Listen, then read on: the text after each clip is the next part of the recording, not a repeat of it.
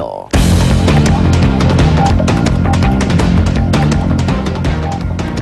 At kaugnay po yung mga kasama natin live sa studio si Atty. Henry Capella, abogado po ni dating Batangas Governor Antonio Leviste. Atty. Capella, good morning po. Good morning po, sir. Opo, yung kaso po ni Governor Leviste, so may panibago na naman po siyang kakaharapin yung evasion of service of sentence, tapos mahuli nga po siya sa labas ng bilibid. So, ano to, madadagdagan siya ng maximum daw po, 6 years pa ho. Ano, attorney, tama ho ba? Sa batas po, ang kulong nga po ng evasion of service of sentences mula 6 na buwan, 1 araw hanggang 6 na taon. 6 na taon.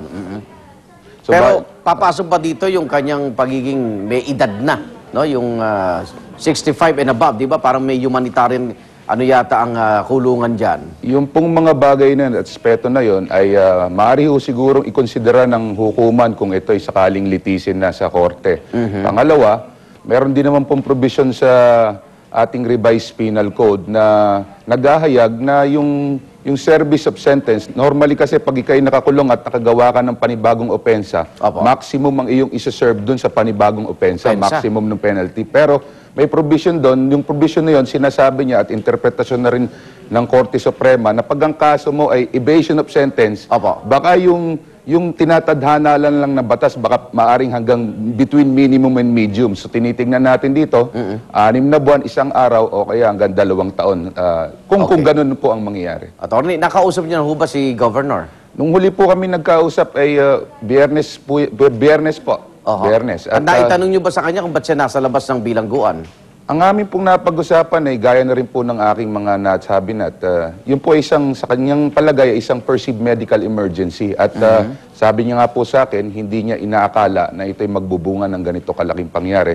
Kaya sabi niya ay kinalulungkot niya yung mga pangyari, lalo na sa kanyang pamilya at maging sa pamilya ng sino mang lahat ng apektuhan. Okay, doon sa gagawing investigasyon, willing ba niyang pangalanan kung meron ba ikangay, pinaalaman ba siya o may mananagot ba sa kanyang, alam ba niyang illegal yung nagawa niya, attorney? Ang amin pong napag-usapan ay ang kanya pong tema ay handa po siya sa lahat ng pwedeng mangyari at consequence ng kanyang mga aksyon. At kung sakali man pong siguro may sasabihin siya, ay nasa kanya na daw po yun. Pero higit sa lahat, ang gusto niya po ipabatid siya ay nalulungkot sa mga nangyari at handa po siyang harapin at kung ano man ang mga kahinatnan ng kanyang nagawang pagkakamali na may tuturing. Okay. Ngipin lang ho talaga ang motibo ng kanyang paglabas? Yun po ang aking nabatid kasi marami po siyang historya ng mga medical emergency ng mga simula nung siya'y nakulong. At doon po sa pagkakataon na yon ay sinabi man rin niya sa akin, tunay ng ngipin niya po yung kanyang nirereklamo. May dentista daw ho sa loob ng kulungan, attorney. Sir, naniniwala po ako, maaaring merong doktor o may pasilidad, pero may yung po sakit niya, dati pa man sa ibang bagay, at ito nga sinasabi niya sa ngipin itong nakaraang ang linggo, ay marahil kung kahit siguro po sinong pasyente, baka mas gugustuhin mong humanap ng ibang gagamot sa iyo, lalo po kasing magkaroon siya ng problema, lalo na ang kanyang nirereklamo isang pamamaga. Okay, pero ang nahuli siya sa opisina niya, di ba? Yun po ang napakita. Nandun ba yung dentista sa opisina? Ang pagkakaalam ko po, ang opisina ay malapit doon at meron pong, alam kong unit yung dentista doon. Tama ho ba sa record, sinasabi rin ho ng mga nakausap namin sa loob ng bilibid na ito lang ho yung kauna-unang pagkakataon na nakalabas siya ng walang pass mula po sa DOJ o anumang otoridad ng kulungan? Sa akin pong pagkakaalam, opo, kaya nga po ako yung nagulat dahil nung mga nakaraang pagkakataon na siya ay nakakalabas at ako rin naman po may pagkakataon na ako mismo ay nakakagawa ng request at maging mag-file ng motion nung kaso ay nasa hukuman pa, pirmi po siyang humihingi ng medical pass at ito pong pangyayari na ito ay talagang sadyang ikinagulat din namin. Okay, asahan po natin yung pag-urong ng pagsulong nitong investigasyon na ito. Attorney, maraming salamat po sa oras na binigay niyo sa amin. Maraming salamat din po. Attorney Henry Capella po, abogado ni dating Batangas Governor Antonio Leviste.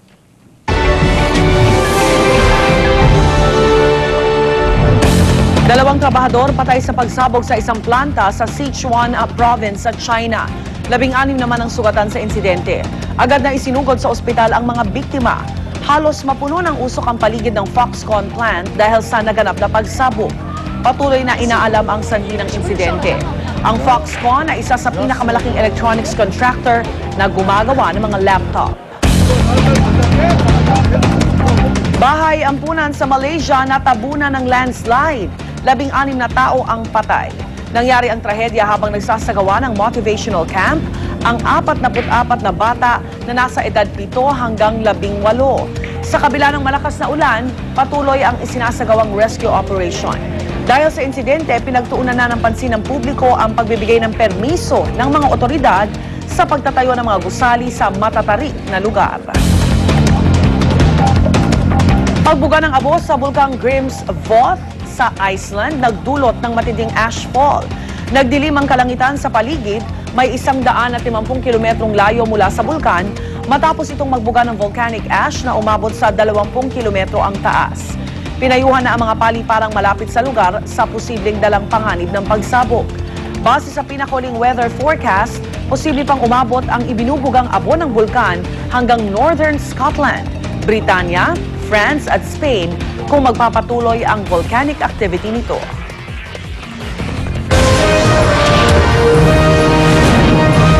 Sa ating Venus Balita, Pinoy a cappella group na binubuo ng mga dating OFW mula sa Saudi Arabia, wagi sa isang choral competition sa Amerika. Tinalo po nila ang 18 grupo mula sa iba't ibang bansa. Narito ang report.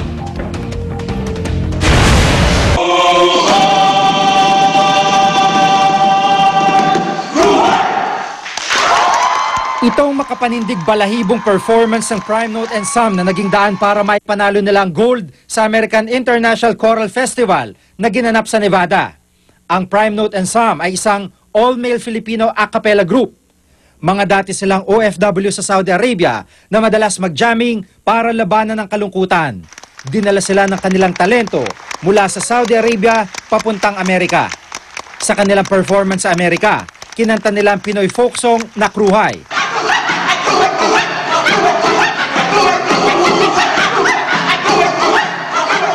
At ang signature song nilang Circle of Life mula sa Lion King the Musical.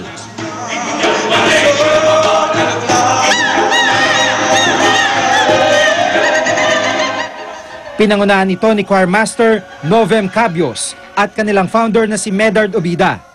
Tinalo ng Prime Note and Sam ang 18 choir mula sa Amerika at iba pang bahagi ng mundo.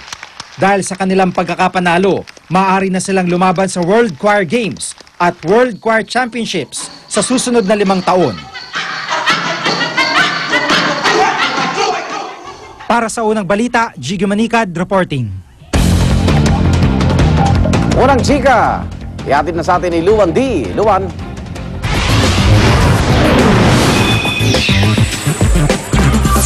Thanks, Igan. International pop rock band na Maroon 5 nasa Pilipinas na. Kahapon dumating sa bansa ang Grammy Award-winning group para sa concert nila sa SMX Convention Center mamayang gabi. Ayon sa vocalist ng banda na si Adam Levine, marami daw dapat abangan ng mga fans sa performance nila. Magkakaroon ng meet and greet ang Maroon 5 sa kanilang fans bago po sila tumuloy sa kanilang concert.